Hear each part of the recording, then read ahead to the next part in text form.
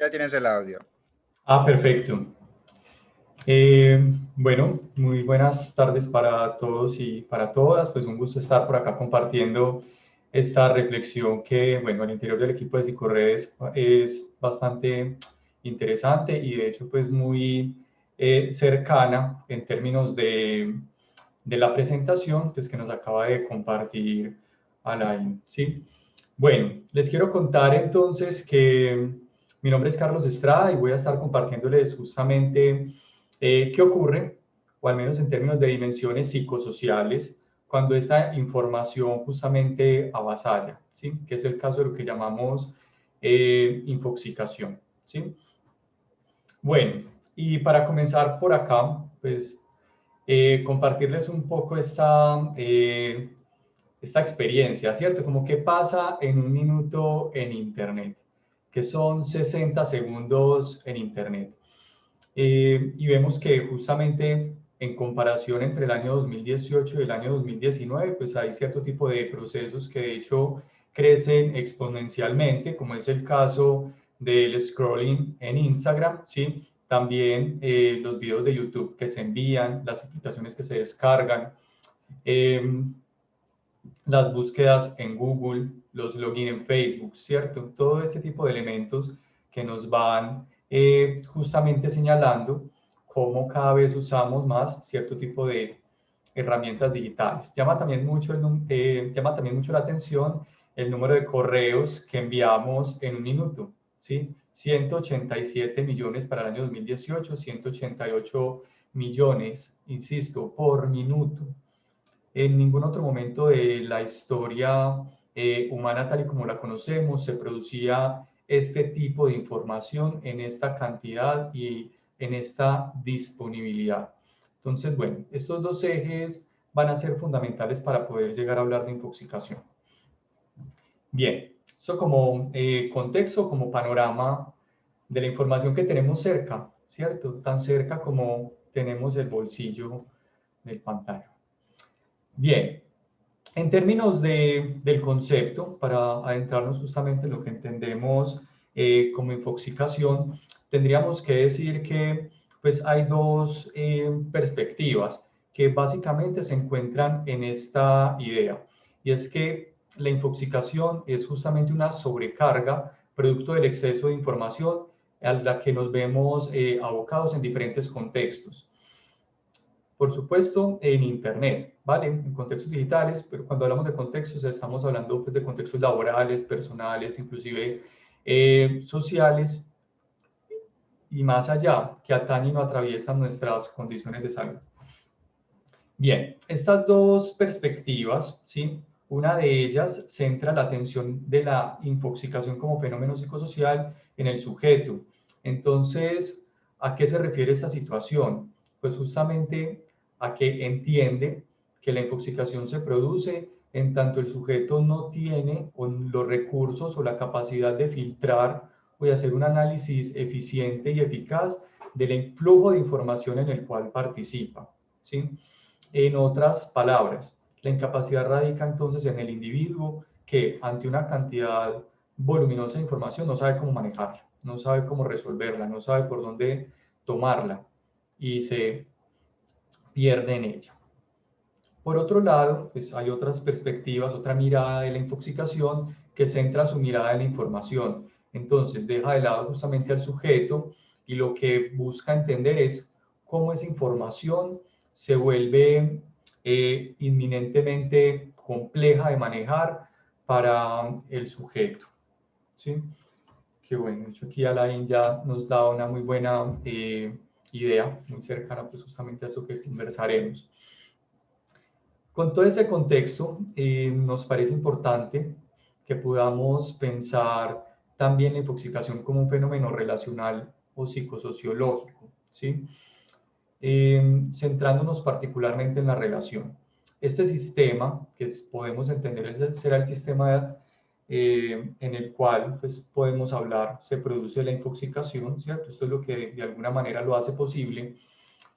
Tendríamos que hablar de esos componentes, ¿vale? En principio de un contexto amplio que pues toma lugar también en entornos digitales, pero aquí estamos hablando específicamente de un contexto posmoderno, ¿sí? De modernidad tardía, donde las relaciones son cada vez más rápidas, ágiles, líquidas, leves, y por supuesto también la forma de relacionarnos con la información pues toma esta idea o esta expresión, ¿sí?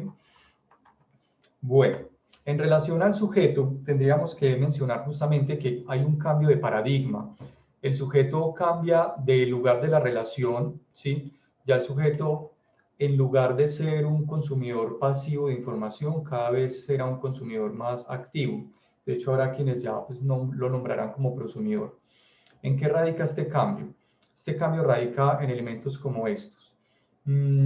Hace 200 años las personas no teníamos un dispositivo a partir del cual pudiéramos construir o elaborar información a disponibilidad de todo el mundo.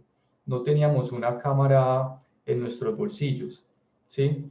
Cuando queríamos informarnos, tendríamos que ir a bibliotecas, a librerías, a ciertos lugares, espacio físico, ¿sí? A consumir un elemento, algo tangible, a través del cual pudiéramos acceder a esa información. Esos eran los canales. Entonces, los canales para producir información también estaban limitados. El sujeto era, sobre todo y esencialmente, un consumidor de información, que lo ubica también en un lugar pues, muy distinto a que usted ahora pueda sacar su celular, hacer una fotografía, escribir un mensaje y que eso esté a disponibilidad del mundo entero. Bien, entonces, bueno, está este cambio de relación en el sujeto, que al mismo tiempo supondrá una transformación de estos canales a través de los cuales se produce esta información que el sujeto podrá llegar a conocer o que podrá acceder a ellos, ¿sí? Estos canales cada vez se presentan de formas diversas, múltiples e incluso contradictorias. Toman la forma de blogs, de correos, de redes sociales digitales, ¿sí? En contextos laborales, de archivos con diferentes nombres o de diferente procedencia, de diferente autoría, y todos con información pues, cercana, parecida o, insisto, hasta contradictoria. Entonces estos canales, justamente en este momento contemporáneo, pues se hacen cada vez más ricos en términos de cantidad, ¿vale? Ahorita conversamos sí, en términos de calidad. Bueno, y nos presentan pues también esta información de una manera distorsionada, lo que configura una forma de relación entre este sujeto y la información que se emite en estos canales, muy cercana a lo que conocemos como una relación de consumo, ¿sí? Entonces la información se entiende que puede ser en tanto más mejor, cuando realmente este asunto tendría también que pensarse en términos de la calidad misma de la información que producimos y que consumimos o a la que nos acercamos. Bueno, incluso esta relación pues estará cercana justamente a esta necesidad constante de estar informados, que posteriormente pues habremos de llamar como FOMO o miedo a perderse de algo. Pero ahora pues una relación de levedad y rapidez. Constantemente estamos en función de informarnos, ¿sí? Y algo que incluso cambia bastante esta dinámica de relación de este sujeto con esos canales es que ya no tenemos que ir a buscar la información, ya la información nos busca y nos hace un llamado a, hey, consúltame, ¿sí? ¿En qué sentido y en qué medida? Tenemos un mensaje de texto en el celular y el celular nos avisa. El celular nos dice, hey, revisa, ¿sí? Ya no es cuando queramos revisar el celular en muchas ocasiones, ya es también cuando el celular nos lo puede decir. Entonces, esta información que constantemente se presenta disponible, abierta, que de hecho pues llama la atención, ¿sí? Se presenta de una manera muy llamativa para el sujeto, produce todo este tipo de dinámica que pudiéramos llamar infoxicación, ¿cierto? Este proceso justamente ocurre cuando ante estas condiciones de información el sujeto no puede, insisto, analizar de manera eficaz la misma. Entonces el sujeto puede desarrollar, y aquí así como algunos de los efectos que nos menciona la literatura, puede desarrollar sentimientos de estrés y ansiedad por la cantidad de información a la que se ve expuesto, ¿sí? Podemos sentirnos perdidos en esta información que se nos presenta pues de manera inminente y constante. De hecho, pues algunos autores también de la literatura pues nos señalan que posteriormente pudiéramos desarrollar pues sentimientos cercanos a la depresión. Por otro lado, también este exceso de información disponible y la incapacidad misma para hacer una adecuada gestión de ella puede redundar en una disminución de esta capacidad analítica y disminución de la capacidad de decisión. Ante tanta información disponible, los sujetos podemos sufrir de lo que llamamos parálisis de la elección. Es demasiado y elegir cuesta. Y además cuesta también renunciar a otras tantas posiciones. Entonces, puede ser que en ese contexto el sujeto no pueda tomar una decisión con una información producto de su reflexión, de intención, de una, entre comillas, digestión informativa, ¿sí? Y emergen preguntas como estas: ¿por dónde empiezo? ¿Por dónde comienzo? ¿Qué necesito conocer primero? Cuando ya pues toda la información está disponible en un momento dado. ¿Cuál fuente es confiable? ¿A quién le creo y a quién no le creo? Además, pues en una sociedad donde vivimos la crisis de la confianza. Entonces, ¿a quién le creo? ¿Qué información es confiable cuando también esa información se parece a todo? ¿Sí? Esa información también se nos presenta como contradictoria. También nos puede llevar a lecturas superficiales que justamente conducirán a conclusiones erróneas. Habrá tanta información disponible que cualquier elección o decisión que se tome al respecto pudiera servir, que luego a futuro pudiéramos hacer una valoración adversa de esta misma decisión. También esos procesos que denominamos infoxicación en contextos laborales están asociados con baja productividad y satisfacción laboral. Hay una situación que llama acá bastante la atención y es que, bueno, en términos generales, no podemos prestar atención a dos tareas complejas de manera simultánea.